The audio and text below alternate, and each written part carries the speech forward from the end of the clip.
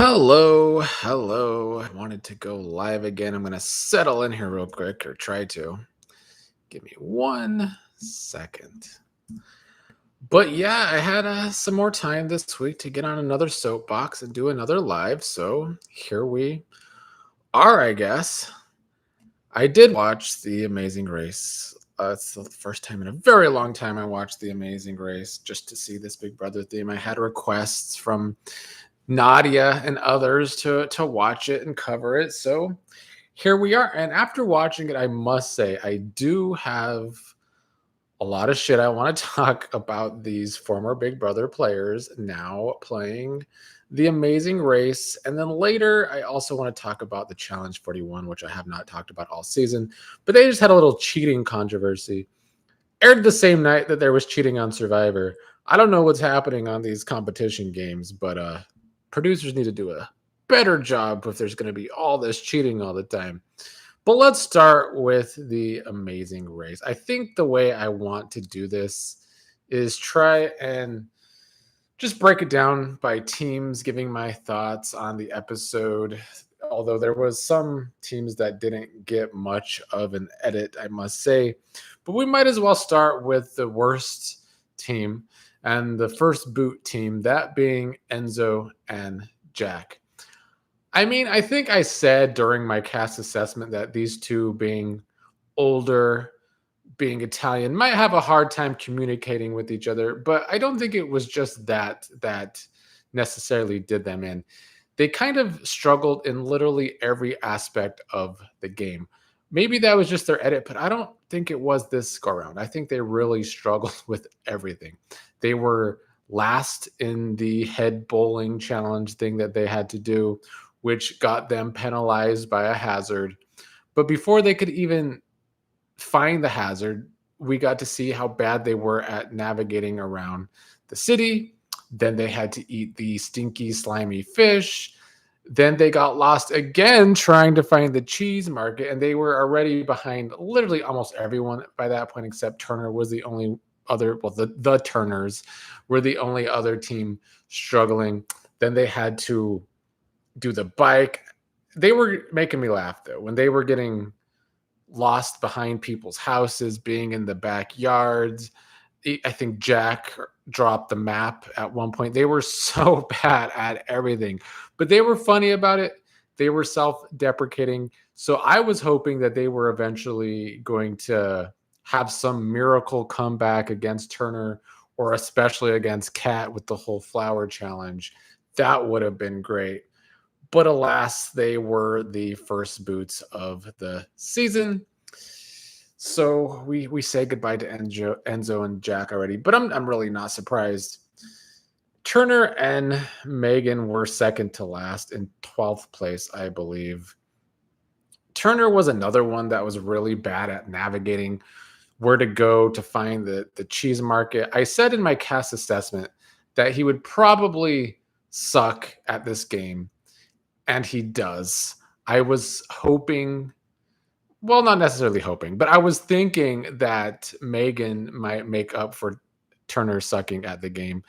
But she was very quiet and passive and just went along with him, even though he didn't know what he was doing all the time. So I don't really think they make good partners for a game like this. Turner was literally so lost trying to find the cheese market that it was like him trying to find the shower, because this is what he was like on Big Brother 24. It was like he can never find a shower and never take a shower. So that's what I saw the cheese market be like to him in this situation. So that was kind of no surprise. He literally kept, or they kept walking right past it. Jag had to basically point it out to them, almost had to hold their hand to show them where the cheese market was. But in my notes, one of my only positives I have to say about Turner is that he was right about what he was saying about Taylor and Kyland giving their express pass and who they gave it to, which we'll get to. But that was indeed pretty dumb. Let's talk about Kat next. Unfortunately, I am not a big fan of Kat, as I discussed in my cast assessment. And her boyfriend wasn't much better. They ended up in 11th place. They did good in the head bowling challenge together. They actually got second place in that challenge. That's what it says in my notes, which I don't remember, but I guess that's what happened. So they did really good in the bowling challenge. But then in their introductions, Kat was like so excited to introduce herself from her season. And imagine being so excited to introduce yourself from Big Brother 21, a terrible season known for terrible people. And this episode showed me that Kat is still terrible to watch. She admitted at one point that she was mean to Alex before they started dating, which tracks because that's how I see most people probably still being from Big Brother 21. And then the rest of the episode, we had to deal with her being a crybaby. So the first cheese challenge, she forgot to put her scarf back, so they had to go back, and she was feeling like a dumbass. And I guess it probably makes me a terrible person that was my first like real delight in the episode was watching Kat cry. It probably makes me a terrible person, but I don't care because she kept crying the rest of the episode. I really wish these reality competition players would cry a little less because there are things to really cry about. If you have a good reason to really cry, somebody just screwed you over, fine, cry. But if you're a big old adult and you forgot to put your scarf back in the challenge, is that really something to cry about? I think that's childish. That's how I saw Kat crying about the scarf. I get that she was frustrated with herself, but let's not cry about it. And then she did the same thing with the damn flowers, crying again the whole time when she couldn't get it right. So good luck to her boyfriend because I'm sure that was pretty hard to deal with. I was really hoping during the flower challenge that Enzo or even Turner would get out of there before her and leave them in last place. That didn't happen though, unfortunately. So I guess we might have to watch her cry the rest of the season, which I don't love, even if I did get a little pleasure from it. What's up, Devin, in the comments? You made it to alive. Thanks for joining me. We are moving on, though, to 10th place, which was Angela and her daughter, Lexi.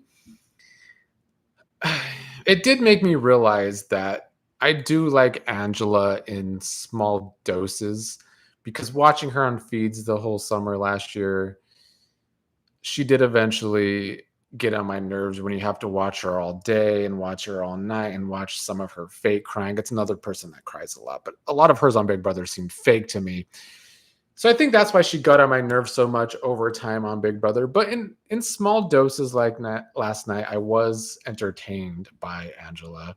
I did enjoy her yelling at Lexi for wiggling the bike to stop wiggling over and over. She had to keep telling her to stop wiggling because Lexi was kind of causing some harm to her older mother on the bike when they crashed a couple times. And Lexi was kind of the unsteady one, at least that's what the edit showed. We learned more about Angela and her crazy family that has in the past been on Dr. Phil. So they have problems allegedly. That she follows Lexi around. She follows her around on Google Maps. She puts an air tag on her to track her. But I guess maybe that's just a loving mother. She is still young, so it makes sense. But I'm sorry, Angela stands. I don't know how far this team is going to go. I don't see them. They didn't do great at the challenge portions. They didn't do the worst, but I do fear there's going to be a point in time when they are going to do the worst and they're going to be eliminated, probably sooner rather than later. Let's see what you're saying, Devin. Didn't watch last night because I have a 6-month-old and was exhausted after BB. Well, thanks for joining me, even though you didn't watch. I'm sure a 6-month-old is hard to deal with. Kat's probably harder to deal with all of her crying, but I'm sure a 6-month-old is probably pretty rough too. Speaking of rough, let's move on to 9th place, which was Kyland and Taylor. And they honestly kind of deserve to be lower than they finished. They did the best in the head bowling competition. So they were the first from their group and they got an express pass that they can use at some point in the game. But then they got an express pass that they could give to another team. Now, we discovered how close Kylan and Hannah are. Of course, they were in the cookout together back in BB23, and apparently they lived together for 2 whole years back during that era when damn Todrick Hall used to let Big Brother players stay at the house that he wasn't even paying for and got in trouble for not even paying for. But anyway, of course, Taylor then is close to Joseph because they dated allegedly. But they thought, we already have those alliances. Let's give our express pass to someone else. Let's give it to Jag and Jess. And I think Turner rightfully called them out, although not to their faces, but in private, that it was a stupid thing to do to give a pass to a team that is already good at comps. Because we all know Jag is a comp beast, even though he did beat a bunch of older women at physical competitions. But let's also make it be known that was Taylor's decision. She's the one shown in the edit wanting to do that, pushing it to give it to Jag because Jag is also a former winner like her. She wants to protect fellow winners. But I think that Kylan needs to stop listening to other people and let them run his game because I've seen him do it on the Big Brother. I've seen him do it on the challenge. And now he's doing it here so far. And 2, if I didn't have enough reasons to want Big Brother Unlocked canceled, then Taylor giving the extra express pass to Jag of all people is added to the list for why I want Big Brother Unlocked to be canceled. I thought it was a very stupid decision, like Turner said. And then here we are, Jag's in first place, and now Taylor and Kylan will be starting in 9th place. So very dumb decision from Taylor, in my opinion. Taylor and Kylan did say that they have different communication styles, and Kylan needs to not let Taylor overwhelm him with the decisions. Remembering Kylan play on his season, it takes him a while to think about what he wants to do. This game's fast though, but he can't let Taylor make all the decisions. Not if she's going to make dumb decisions like that. So I think Taylor looks dumb coming out of this round. Next up in 8th place was Joseph and his brother. They didn't get much of an edit other than their kind of awkward celebration noises. But they did okay in the head bowling thing. They ended up in 8th place overall. Their only real storyline so far is that Joseph and Taylor allegedly dated, and it wasn't a scam to get money out of fans, allegedly. In 7th place was Hannah and her younger sister, Simone. I said in my cast assessment, I do like Hannah. I don't think they had much of an edit, though. Her sister kind of struggled with the flower portion of the episode, but they still came out pretty good. They're in the middle of the pack right now, which I think is fine. Like I mentioned earlier, Hannah and Kylan have quite the past after living together in Todrick Hall's house for years.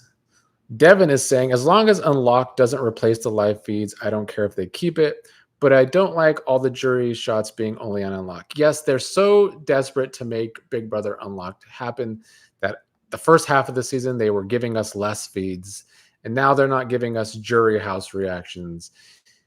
I think there's plenty of reasons to want Big Brother Unlocked canceled. If it's going to keep messing with the feeds, keep messing with segments on the actual episodes, I do think that's a problem.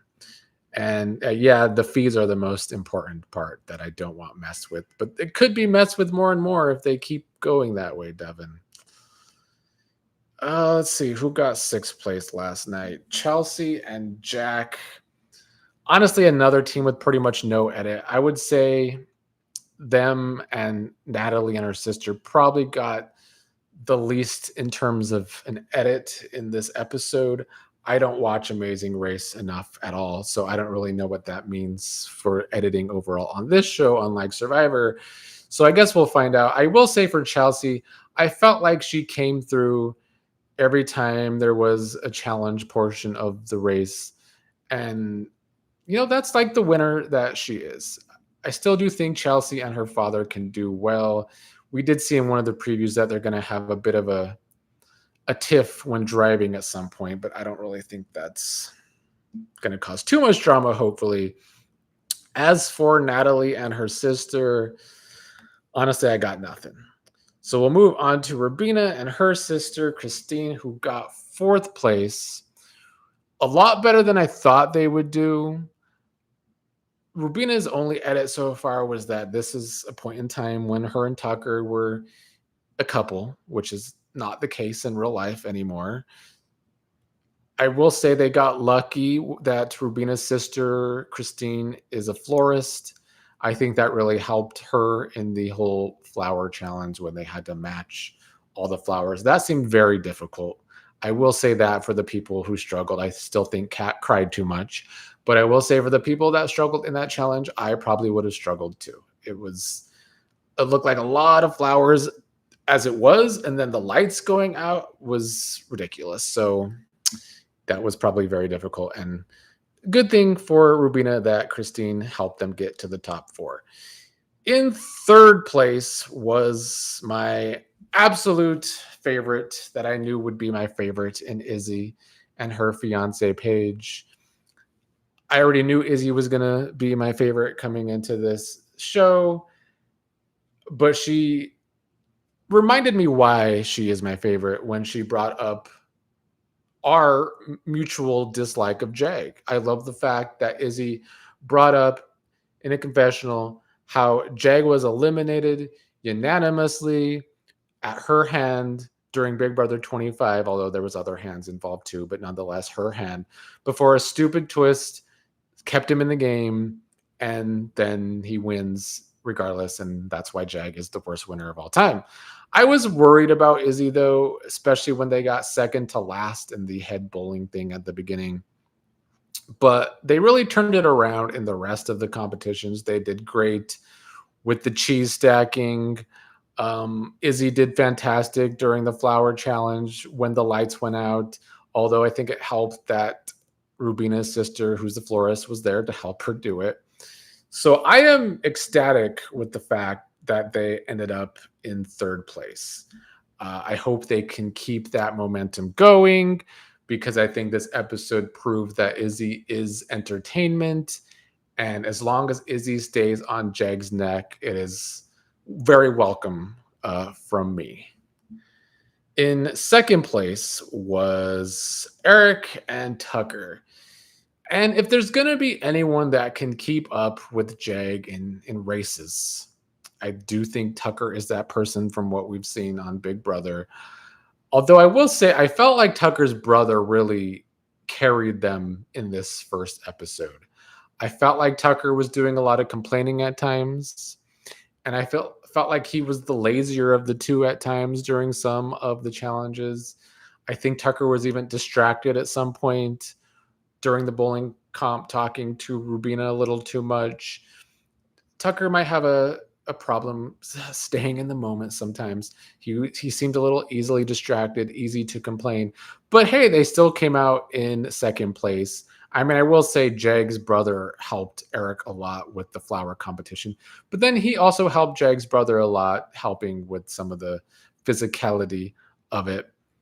I did like in confessionals that Tucker mentioned how he kind of wants revenge on Angela because during their season, Angela was the first person to start, well, one of the first people to start rallying votes to get him out, even though he had her back. So that is true. And I do like seeing a little beef there. That's a potential storyline for us going forward. Mary Dude 444 said, Enjo flop pretend to be shocked. Yeah, I mean, I guess we all kind of knew Enzo wasn't going to do well at this. It's crazy that Enzo has made the final two twice and lost because he's a mediocre player at best. But I did enjoy his self-deprecation, at least during this episode. And that sadly brings us to first place, which is last and least. Jag and his brother, they had a bad start too. They started second to last at the very beginning. They got third to last in the head bowling competition. But then they got really good when we saw them get around the city. They probably got around the city the best. They killed it during the cheese competition portion. And then Taylor stupidly gave them the express pass. So it's going to be a long time before Jag is out of this game, if at all. I do want to, I'm probably going to be mean here. It is what it is, but I don't mind being mean. When we had a whole portion of the episode where Jag was talking about how he is book smart and Jazz was talking about how he's street smart, all I could think about in that moment was how it's already a nightmare to have to watch Jag again. But his brother is especially a nightmare to watch, like literally. I'm not saying he's necessarily ugly, but he looks like the monster version of Jag to me. And that's bad because I don't like watching Jag.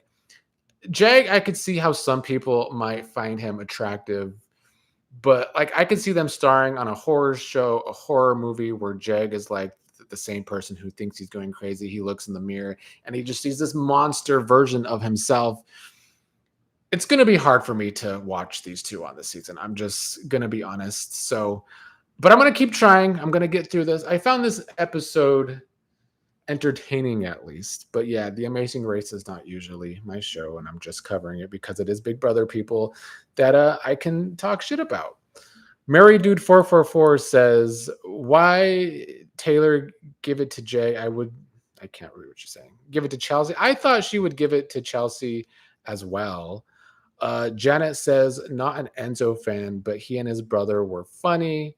Mary Dude 444, Taylor overthink it too much. Yeah, I do think Taylor did over. I think she just wanted to protect winners, but choosing Jag over Chelsea, I feel like she knows Jag more. This happened right after Big Brother 26, right after Chelsea won. She probably doesn't know Chelsea as much as she knows Jag.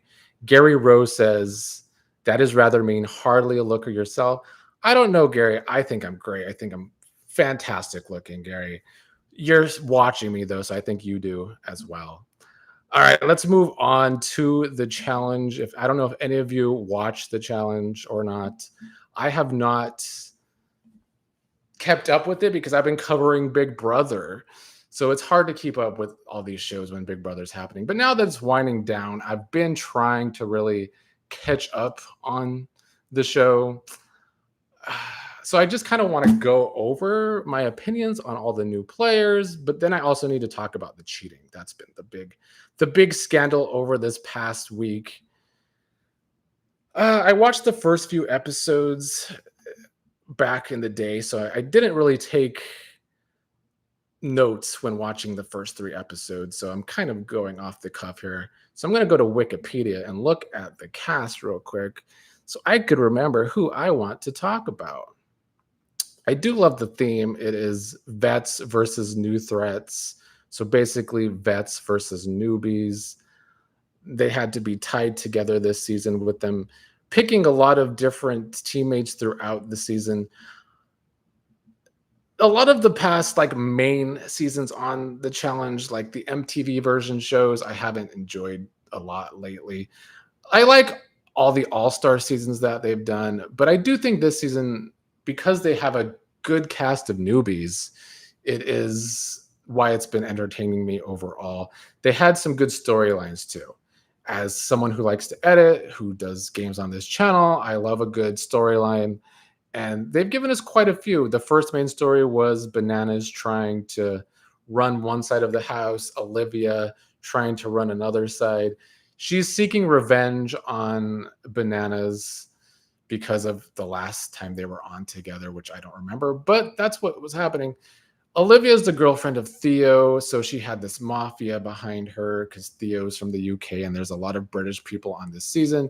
So that was kind of the war for the first fourth of the season, with Bananas eventually getting got and Olivia and her mafia having a grip on the season for a while before her allies started falling.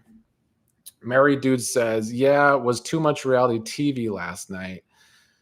The last 2 nights have been a lot of reality TV. No, I don't watch Project Runway. And Mary Dude enjoys Jeremy and Cedric. Cedric is great. And Jeremy, I don't he's fine too. I forget his name. I have to go through this Wikipedia. What's up, Devin? You're asking a Patreon only beyond it's old soap opera watch alongs on Patreon. But I am doing Big Brother 2. I just posted the first reaction one of the past couple nights. All right, here is my thoughts on some of these players because we do have people from Big Brother, like Mary Dude mentioned, Cedric from Big Brother 26. He was likable on Big Brother. He is likable on the challenge. You know, as someone who's more of a curmudgeon, he can be a little too giddy sometimes for me.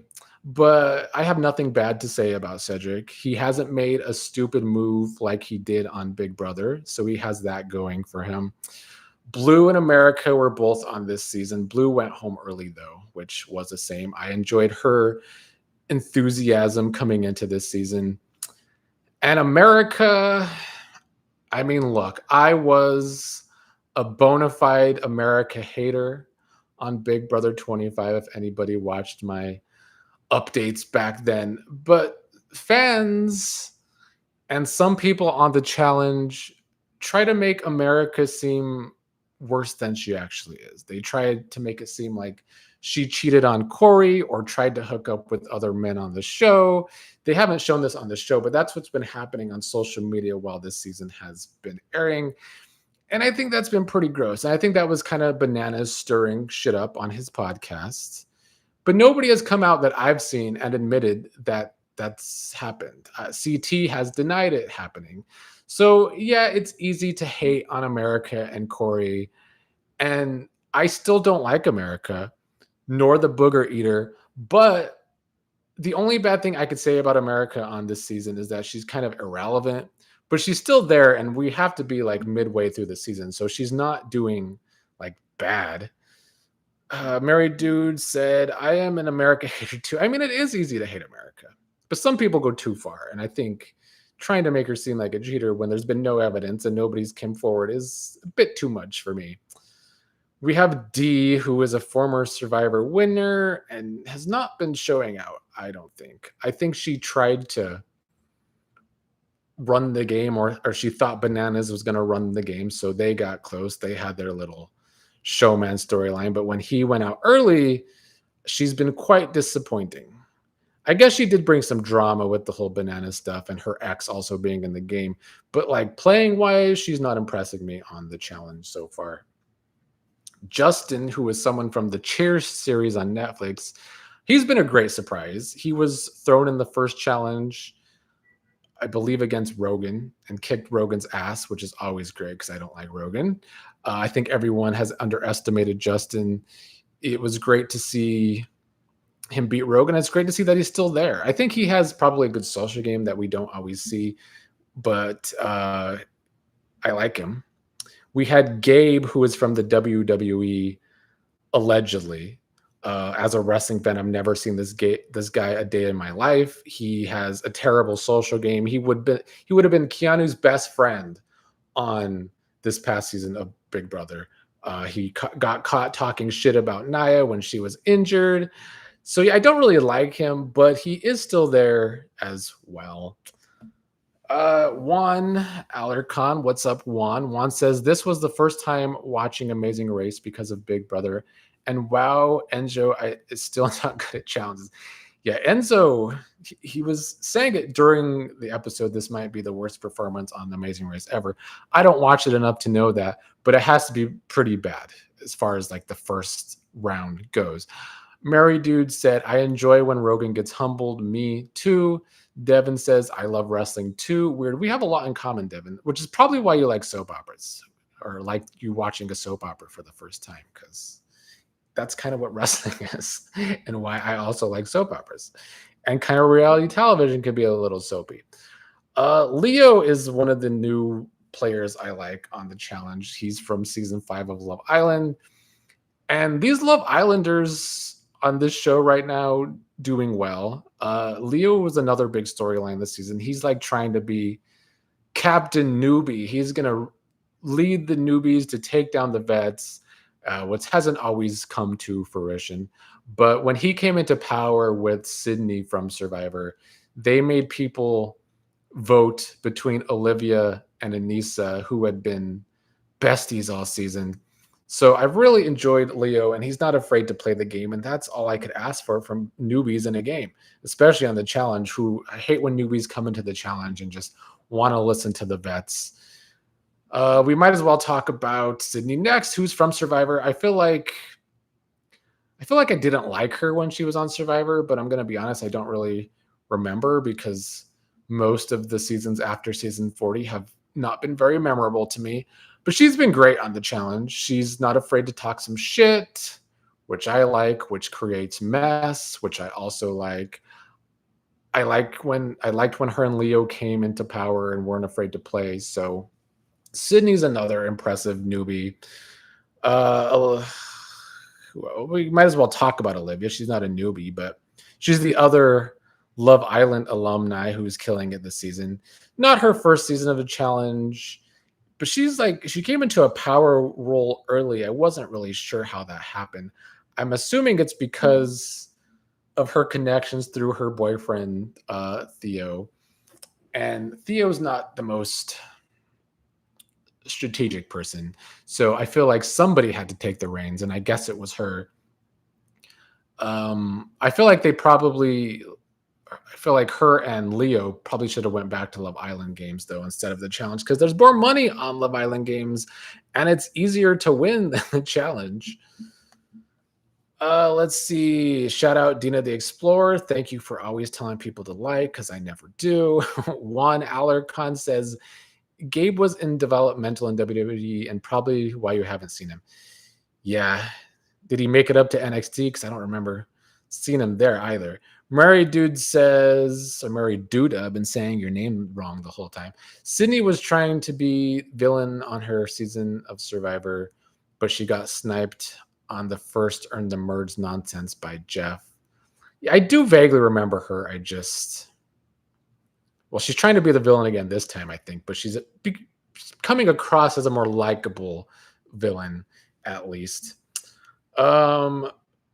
Michaela, love Michaela. I've loved her since her Survivor days. I love her on the challenge. I'll always be a Michaela defender. It helps that she's a Sagittarius, which I always love. She stays a challenge beast, though. She's been killing the daily. She was first in points in the women. I also feel like her social game this season has to be underrated because I've never seen her in danger this season that I can recall. So, or maybe just competitors fear her because she's doing good in challenges, but love Michaela. Lekka was another challenge beast, kind of. I mean, she did get bested in an elimination by Olivia. She was sent in kind of unfairly because she was on a team with CT that week, and CT didn't seem to put an effort in climbing the ladder because I think he knew it was not a men's week. I don't think he had any other reason to screw her over, but I really don't think CT put an effort that round. And I love that Turbo got on CT's case and was calling him a lazy piece of shit, basically, and telling him to not come on the challenge if he's not going to get in shape. And CT did. That was disappointing in CT. I mean, CT just won the Traders not that long ago, but sometimes he does come on the challenge out of shape. And when these old timers do this, it just makes them look so washed up. And I think that's been a big problem with me with the challenge in recent seasons. I do get sick of seeing some of the people that have been here 10, 20 times, like Bananas, CT, Anissa, Nani. Ugh, they've done it so much. I mean, at least Bananas can be good for drama. He stays at least stirring some pot, giving us a storyline. But watching Anissa lose gets old. And I feel like I've been saying this for years. Years ago, we used to have a challenge podcast on this channel. I think I was saying it back then. So Anissa gets old on this show. And then in the preview, For the rest of the season, we see Nani telling America and Michaela, this isn't Survivor. This isn't Big Brother. It's the challenge. And it's laughable coming from her to me. A literal challenge never was, even though she's played countless times. She's never won. And she doesn't treat the show like the challenge in the first place. She treats it like the Bachelorette. This season, she's hooking up with Will. Some of these old timers get on my nerves. That's why I think I like this season, because I love the newbies. Juan says Gabe wasn't on NXT. He was released a year later after he signed. I see. Mary Duda says, I worry for CT. Never good when your weight change every year. Yeah, he is getting old, and the weight change probably isn't the best thing. Mary Dude said, here comes Leroy, Anissa, and Nani to lose again. Yeah, Leroy's another one who is washed up, unfortunately. Used to love Leroy, but he is flailing these days. But yeah, as I'm running out of time here, we got to talk about the cheating in the most recent episode. And this came on the same night as the Survivor 49 premiere, which also had cheating, with old Rizzo cheating to win on the puzzle. This cheating on the challenge was in a food competition. They had to eat some peppers, had to eat some onions, and players are just throwing their food like they're not going to get caught. I thought it was ridiculous, and maybe they thought it was okay because so many people were cheating, but it was shameful. And I feel like the show handled it shamefully as well, because they just made the whole challenge not count towards the point total. This season has points, and if you're at the top at this round, you got to choose which partner you wanted for the rest of the game. But like, production's decision screwed over some of the players, because some of the players did do it fair and squarely. They could have got more points, which meant they could have chose someone else for their final team. I don't know how production should have handled this, but like, Devin says, Vinny Morgan. No, not that kind of cheating, actual cheating in a challenge. I don't think production could have kicked so many people out for cheating, but like they should have gave point deductions or something. I think that was the only fair thing to do, because why are we screwing over people who did finish the challenge fairly and squarely and not giving them extra points, and then the people who cheated just don't get points? It didn't make any sense. It changes the whole rest of the season, or the way it could have been. See, I didn't like that. So as much as I like that this season has been better and they have better casting than normal, the season kind of took me out of it a little bit. I'm hoping the season can recover. I don't know if I will talk about it more on this channel, because I have so much to cover as it is going forward. But the first half of the season of the challenge was good. Maybe check it out if you haven't. I'm a little worried about the rest, though. Mary Duda said you had to earn your god status until further notice. He would be like Riz Flop, somebody else that doesn't like Rizzo. Good to see, because on Twitter, everyone's going crazy for Rizzo. I think I'm going to hate him. I'm trying not to yet. It's only been one episode, but it's bad. So yeah, on Wednesday night, we had Rizzo cheating on Survivor, getting a positive edit. And then on the challenge, people are breaking the rules, and the people that actually followed the rules get in trouble. Doesn't make any sense. These competition games got to get it together.